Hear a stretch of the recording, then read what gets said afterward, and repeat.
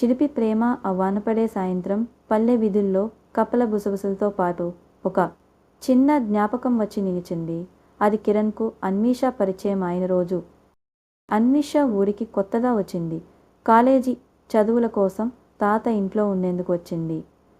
కిరణ్కి ఆమెను మొదటిసారిగా మట్టి వీధిలో కనపడినప్పుడే ఓ తీపి అనుభూతి కలిగింది.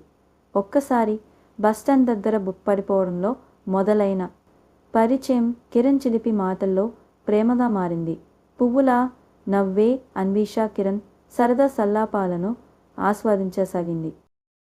సామాన్య రోజుల్లో జ్ఞాపకాలుగా మిగిలిపోయే చిన్న చిన్న సందర్భాలు, కాలేజ్కు రైడ్ ఇవ్వడం, రోడ్డున పగడ్బందీగా కూర్చొని చాయ్ తాగడం, వీటిలో ప్రేమ మెల్లగా పెరిగింది. ఒకరోజు చెట్టు కింద కూర్చొని కిరణ్ నిస్సంకోచంగా అడిగాడు, నిన్ను ప్రతిరోజు చూడాలనిపిస్తుంది. ఇది ప్రేమ ఉండొచ్చు, నీవు కూడా ఇలా అనిపిస్తుందా? అన్వీష కంగారు పడలేదు, కానీ మౌనంగా నవ్వింది.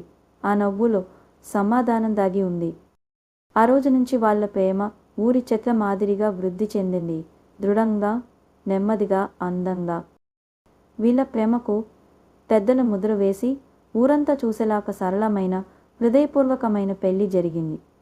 ప్రేమ అంటే గులాబీ పువ్వులు కాదు. ప్రేమ అంటే రోజువారీ నడకలో కలిసి నడవడం. ప్రతి చిలిపి మాటలో, ప్రతి ముసల బస్సు రైడ్లో అది జీవిస్తుంది.